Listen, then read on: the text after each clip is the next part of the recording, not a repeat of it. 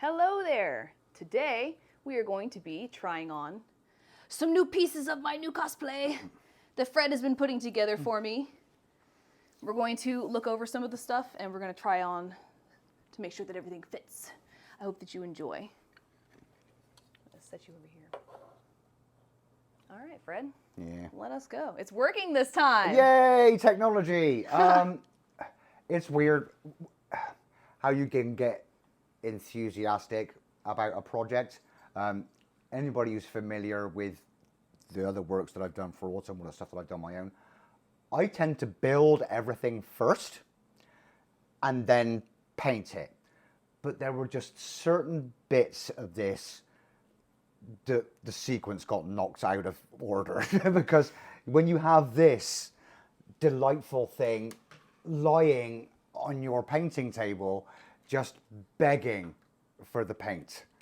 It's still recording. And it was just fun. I mean, it's full range of motion. It does launch an arrow very weakly, about 8 feet. So it's completely con-friendly. But this thing was a 3D print. It came in about 15 or 16 pieces. And I actually experimented with a couple of different new materials to get it nice and smooth. I used a new type of filler. And I also used a new filler primer, which took the amount of sanding right out of it. I mean, as you can see, it's beautifully smooth. There's no print lines visible whatsoever. And running through the engineering of being able to get it to function, that was a fun process. So that was fun. So then once I'd created and painted the bow, Autumn was going to need at least one arrow that she could draw so that she could take cool pictures with. So this looked like some sort of armored piercing Hardpoint metal hardpoint harpoon arrow with some interesting things in it. And you can see the interesting shape of the fletching. This would cause it to spin and make it more accurate. So that would be cool.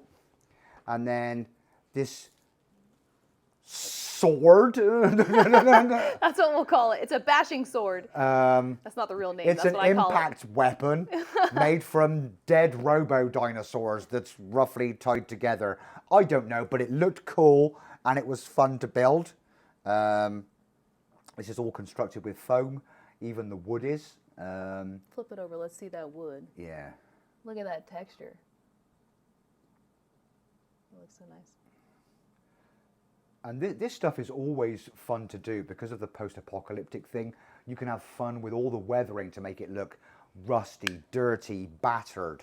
And then because I had an arrow and my brain was going crazy, I needed other arrows. These are just fake. They're designed to just sit there and they're held in place. But there is a space inside for the other arrow to slide all the way in. It just fits in there. Like so that you can carry it. And this was fake leather. Again, this is all EVA foam.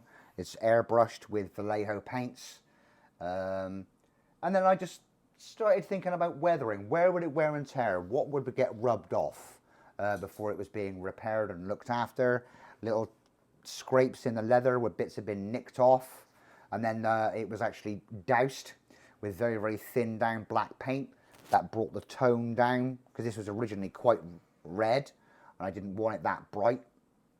And once I'd done this piece, I'd already built the pouches, which are over here.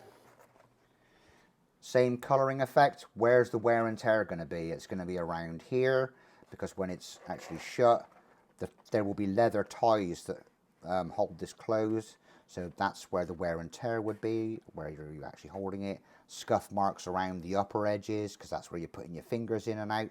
So these will be fully functional pouches to actually go on the belt. And I believe that this one's actually big enough to take a phone. Take a whole phone, huh? A whole phone. All right. And then painting-wise, this one just fascinated me. This is the main headpiece. This is actually made up of 1, 2, 3, 4, 5, 6, 12, 13, 14, 15, 16, 17, 18, 19, 20 separate pieces to get it to look like this. And again, this is a HD foam using the Vallejo range of metallics. And then it's actually built onto a headband, which you can just see in there. And then there is this simple elasticated slider that you can just put it onto your head and it holds it tight without it gripping your forehead and actually causing headaches, because headaches are bad. So that's that. So that's all the bits that I painted. I then have these other pieces lying around. There's double the amount of this. It's currently in there. These are leg pieces. So this is the lower leg armor. This is the knee armor and the lower thigh. These are the shoulder pieces. This is the right arm. And then these pieces, you can see, this is just my template, but this one's actually had some detail put into it. There are like leather bladed armor sections, whatever they are, that run around over the chest, and they all interlock like so. And then these bits are bent like that.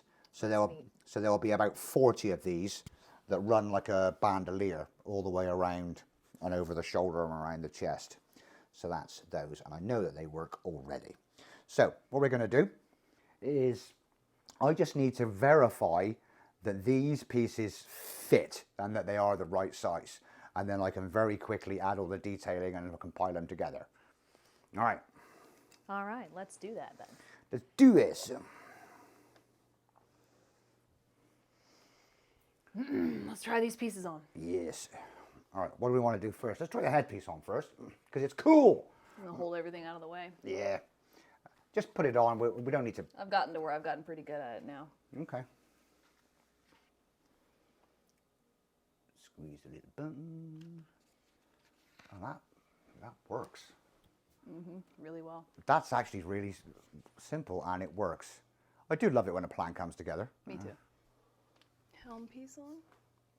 It looks fantastic. It fits really well. It is kind of creepy and borderline insulting to me. Our measurements are almost identical, apart from the very obviously different girly parts.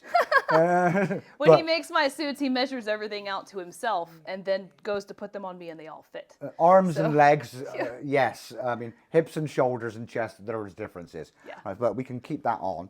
All right, so this is effectively just the collar and what becomes the shoulder armor. We're just going to put that on like so. And I don't want it to come all the way up. That's it, that's right. So that comes up to there. That comes up to there. That's not pinching your neck, right? No? Cool. And then this bit is the collar for the armor. That just fits like that. Perfect. Okay. Anybody would think I knew what I was doing. You would think. That was easy. Oh, those two bits actually sit on top of those like that. Okay. And what I'll do is before I paint it another detail, I will bend it, and gluing it together So it already like has that shape. It will hold it in shape, even though it's only a single form. All right, let's do the right arm. No, wrong, left arm. I lied.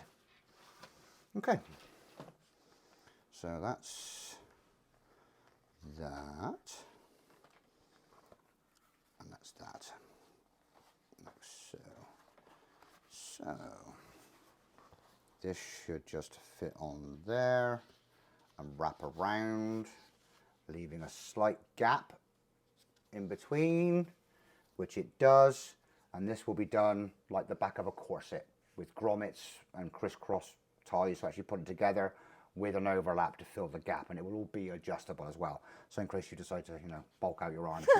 In case I get a little beefy before I wear the suit.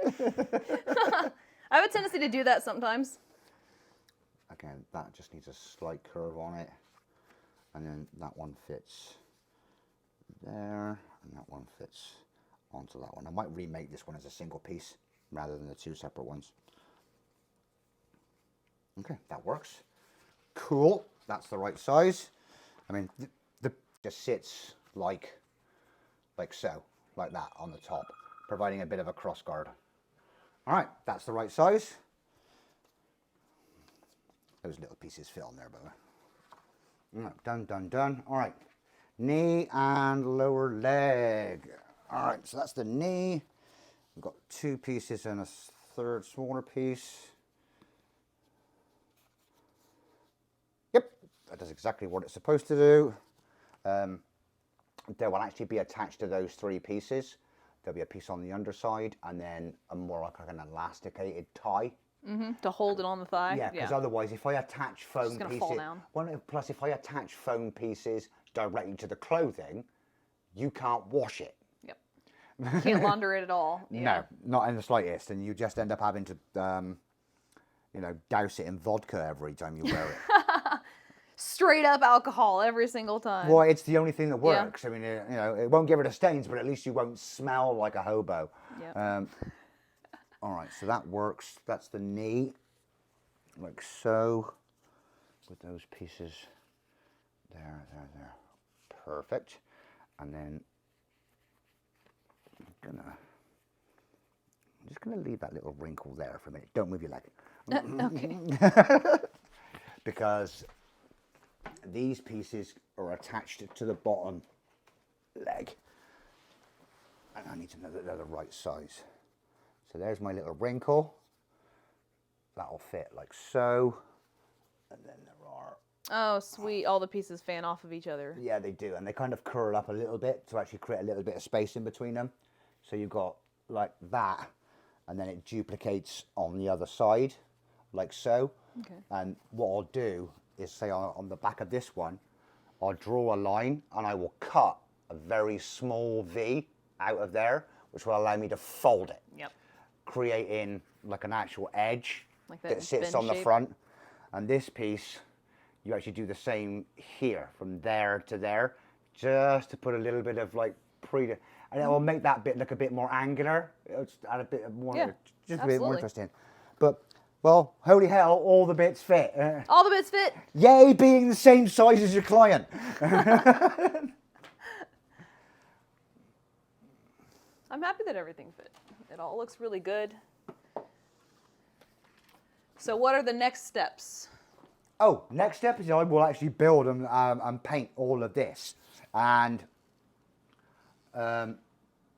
Elle has some rough plans drafted for the top and the bottom. To make the...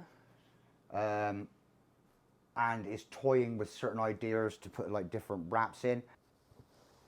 I hope that you guys enjoyed that try on as much as I did. I'm happy with all the pieces of equipment. I think they look really neat and they look pretty much like what you would find in the game. It matches the aesthetic really well. So I can't wait to find out what everything's gonna look like in the end. I hope that you enjoyed this as much as I do. Don't forget to like, share, and subscribe and all those fantastic things that you do when you want to support people that you love on this fantastic app. Either way, have a great day and thank you for hanging out with me. Bye. Say bye, Fred. Bye.